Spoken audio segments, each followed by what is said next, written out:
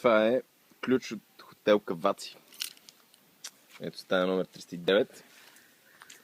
Ето го и хотела. Сега ще ви дам един тур. Ще направим едно турче. Снимаш ли? Да, тук отдясно имате удобна секция.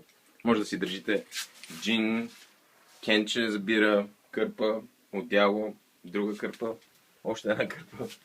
Отгоре долу с горници за резерва, които са прани миналия сезон. Имате закачалки. Ето ги. Тук са ключовете. Те са последната на техниката. Ето банята. Чекайте да седне. Баня. Бойлер. Има си диод, който да покаже, че работи. Мивка. С изключително сложна инсталация как да стига водата до нея.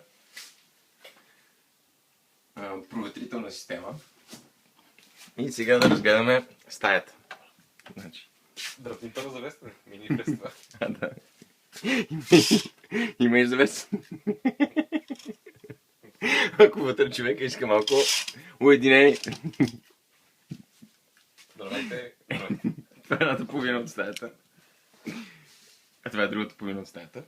Леглото е плътно. Не знам кое е правилно по бунгалото по леглото или леглото по бунгалото.